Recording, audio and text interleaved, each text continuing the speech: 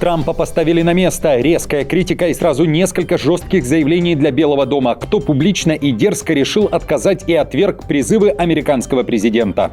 Минск призвал снизить градус. Заявление Беларуси о войне с Польшей. О чем речь? Берлин призвал ударить по российской авиации. Немцы заявляют о поднятии своих самолетов из-за российского ила-разведчика. Совбез ООН собирается на экстренное заседание. Невероятный поворот. Вопрос границ решен? Израиль готовит ответ и критикует Великобританию, Канаду и Австралию, которые заявили о признании Палестины. Международный скандал. Все детали.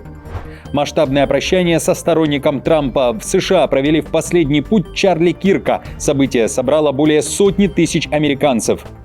Все проблемы от образованности. Скандальная проповедь российского священнослужителя дошла до Госдумы. Конфликт церкви и государства. Кто прав? Обсудим. Об этом и не только. Досмотрите. Всем привет, это «Время Прядко», коротко, четко и по делу о том, о чем говорят в мире. Если вам есть что сказать, делитесь своими мыслями и отвечайте на мои вопросы в комментариях. За лайк и подписку буду благодарен. Время начать. Уволенного из армии РФ генерала Лапина, который в 2022 году возглавлял группировку войск «Центр» в российско-украинской войне, могут назначить помощником главы Татарстана. Об этом сообщают российские СМИ. Лапин будет отвечать за работу с теми, кто воевал против Украины и их семьями, а также за социальную и медицинскую реабилитацию и интеграцию тех, кто вернулся с линии фронта. Напомню, осенью 2022 года у Лапина произошел конфликт с главой Чечни Кадыровым. Последний обвинил российского генерала в сдаче города Красный Лиман, который находился под контролем РФ с первых дней войны и отбитого украинской армией в ходе осеннего контрнаступления. Россия вывела войска с территории Беларуси, а Беларусь с территории России. В Минске заявляют, что все военные, которые обменивались опытом, находясь на полигонах двух стран, убыли в пункты постоянной дислокации. Фотографии эшелонов военной техники были опубликованы Министерством обороны Беларуси. В то же время глава военного ведомства Хренин заявил, что Минск не хочет войны с Варшавой. Мы видим, что курс у военных поляков несколько отличается от слов политического руководства. Конечно, мы заинтересованы в снижении военного, прежде всего, напряжения. Польша – все-таки наши соседи. Как говорит наш президент, соседей не выбирают. Воевать мы не хотим с ними. Отмечу, что с 12 сентября Польша полностью закрыла границу с Беларусью на время учений «Запад-2025», а после продлила запрет, объяснив такое решение обеспечением безопасности поляков, что является приоритетом для Варшавы. В МВД уточнили, что движение и открытие кордона произойдет тогда, когда граница будет полностью безопасной, когда это будет подтверждено информацией, предоставленной службами. Это была цитата из официального заявления МВД Польши. Авиация поднята по тревоге. На этот раз немцы заявляют, пришлось реагировать на неопознанный самолет в международном воздушном пространстве над Балтикой, который летел без плана полета и не реагировал на радиосвязь. В Германии заявили, после подлета к нему еврофайтеров пилоты поняли, что это самолет-разведчик, принадлежащий России. По данным ВВС, это был российский разведывательный самолет Ил-20М, идентифицированный с помощью так называемой визуальной идентификации. Бундесвер держит дополнительные самолеты для защиты воздушного пространства, в том числе на восточном фланге Альянса. Теперь уже и Германия вслед за Литвой и Чехией заявляет, а точнее призывает к более жестким мерам. В Берлине говорят, далее цитата, «Кремлю нужен четкий сигнал остановки», конец цитаты. В партии ХДС-ХСС считают, что такое четкое послание России должно быть военной мерой, в том числе ударами по российской авиации или же сбитие самолетов. Заявление Германии о возможном ударе по российским истребителям прозвучало после того, как Эстония заявила о нарушении ее воздушного пространства МИГами РФ. В то же время, напомню, Россия отвергает любые обвинения и заявляет, что носители кинжалов ничего не нарушали. Эти провокации и проверки от России прекратятся только тогда, когда мы будем четко реагировать на все военные нарушения границ. В противном случае русская военная логика будет продолжать разжигать конфликт. Сейчас это нарушение воздушного пространства, скоро обстрел отдельных целей, а затем придут российские солдаты. Уже в понедельник, 22 сентября, пройдет экстренное заседание Совбеза ООН. Его запросил Таллин. Событие, говорят в Эстонии, уникальное. Причина все та же – нарушение воздушного пространства. Совет Безопасности ООН соберется в Нью-Йорке в понедельник в 17 часов по эстонскому времени. Это первый случай за 34 года членства Эстонии в ООН, когда страна инициировала внеочередное заседание Совета Безопасности. Напомню, что Эстония запросила и консультации по статье 4 НАТО. Обсуждение начнется также в начале этой недели. Друзья, дойдет ли до того, к чему призывают Литва, Чехия, а теперь и Германия? Ударит ли НАТО по российской авиации? Оставьте, пожалуйста, свой комментарий под этим видео. И да, вновь прошу вас меня поддержать. Вы уже догадались, речь о лайках. Вам не тяжело, мне приятно, а для алгоритмов YouTube это лекарство. К тому же в последние дни площадка действительно себя очень странно ведет. Спасибо вам за поддержку, не забудьте подписаться на канал Время Прядко, ну а я продолжаю. Финляндия вкладывает в армию рекордные миллиарды, как накануне советско-финской войны. Об этом пишет финское издание «Юлия». Авторы материала уточняют, что министр обороны Анти Хяккянен недавно настоял на дополнительных 3 миллиардах евро для армии. Минфин пытался урезать расходы, но в итоге сдался. В материале говорится, что Финляндия тратит на оборону столько, сколько не тратила почти век. В Хельсинки аргументируют такие действия тем, что для Финляндии соседняя Россия – это угроза. В Минобороны Финляндии считают, что даже если в Украине наступит мир, Россия может бросить войска к финской границе. В материале приводят мнение руководителя российской программы Института международных отношений Аркадия Мошиса, который считает, что Путин действует последовательно как минимум с 2004 года. И вот почему, предлагаю послушать. Главная мотивация Путина – вновь сделать Россию великой страной, сравнимой с супердержавой, отметил Мошис. Если Украине придется заключить невыгодный мир, следующими целями России, по мнению Мошиса, могут стать не входящие в НАТО Молдова, Грузия и Армения, а также союзная Россия и Беларусь. Напомню, что Путин неоднократно реагировал на заявления европейцев о возможном наступлении России на страны НАТО и заявлял, что ВС РФ не собираются ни на кого нападать. Тем не менее, в НАТО уверены, что это не так, и возможный конфликт или же масштабная война могут состояться к концу этого десятилетия. Атака на Трампа со всех сторон. Американский президент попал под каток критики. Издание «Политика» пишет, что Трамп разрушает американскую дипломатию, и дипломаты бьют тревогу.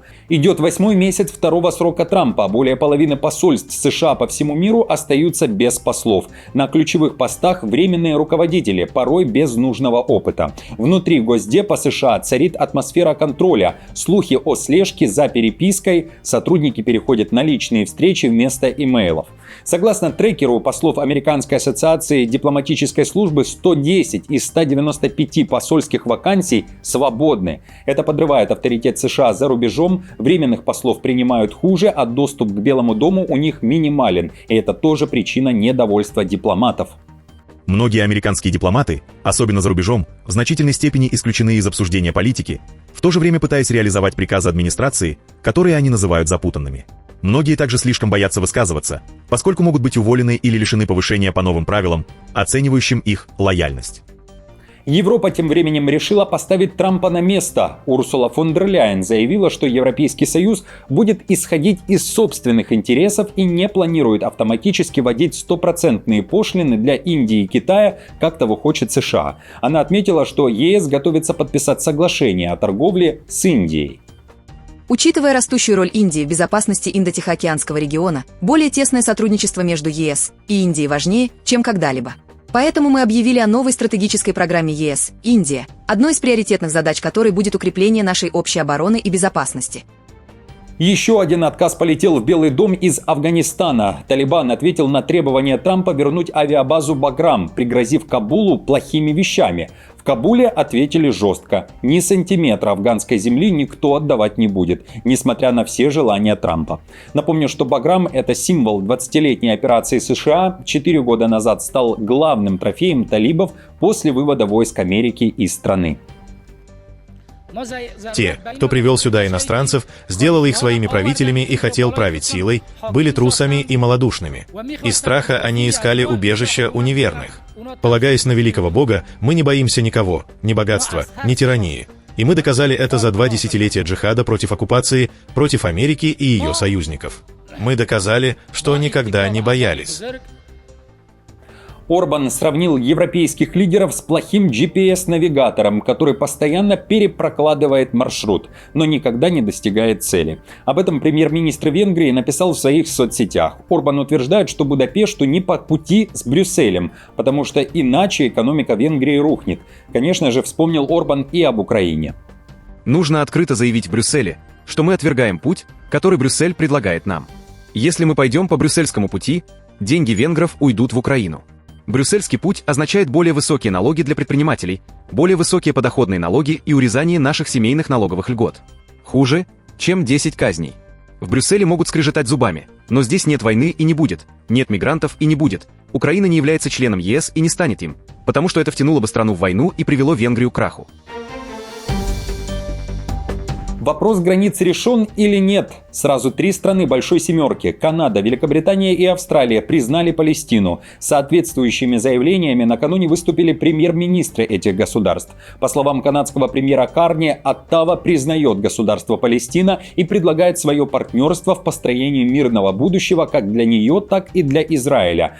А вот это текст официального заявления о признании палестинского государства Австралии. Его опубликовал глава правительства Энтони Албанис. В документе сказано, что Австралия признает законные и давние устремления палестинского народа к собственному государству. Премьер-министр Великобритании Стармер записал видеообращение, в котором заявил, что признает Палестину для сосуществования безопасного и защищенного Израиля с жизнеспособным палестинским государством, поскольку в данный момент ни того, ни другого нет, заключил он. Однако, по словам Стармера, признание Палестины не подарок для Хамас. Слушаем его прямую речь. Давайте будем откровенны. Хамас – это жестокая террористическая организация. Наш призыв к подлинному решению в формате 2 государств – это полная противоположность их ненавистному мышлению. Поэтому мы ясно заявляем, это решение не является наградой для Хамаса. Оно означает, что у Хамаса не будет будущего, не будет роли в правительстве, не будет роли в сфере безопасности. Напомню, Палестина частично признанное государство, она была провозглашена в 1988 году. Сегодня ее признают более 130 стран, около 2/3 членов ООН. Однако ООН предоставила Палестине лишь статус государства-наблюдателя, но у нее нет международно согласованных границ, столицы и армии, поэтому признание в основном носит символический характер. Уже сегодня заявить о признании Палестины может и Франция. Ранее об этом намерении сообщил Макрон. Тем временем МИД Израиля резко раскритиковал решение Великобритании, Канады и Австралии. В любом случае, Израиль не примет никаких оторванных от реальности текстов, пытающихся вынудить его согласиться на незащитимые границы. Политические жесты, направленные на внутреннюю электоральную аудиторию, только вредят Ближнему Востоку и не приносят пользы. Вместо этого, если государства, подписавшие это заявление, действительно хотят стабилизировать регион, они должны сосредоточить усилия на оказании давления на Хамас для немедленного освобождения заложников и разоружения. А Нетаньяху на заседании своего кабинета заявил, что государства, которые признают палестинскую государственность, поощряют тем самым террористическую организацию Хамас. Нам придется бороться и в ООН, и на всех других площадках против ложной пропаганды против нас и против призывов к созданию палестинского государства, которое угрожало бы нашему существованию и стало бы абсурдной наградой для террора.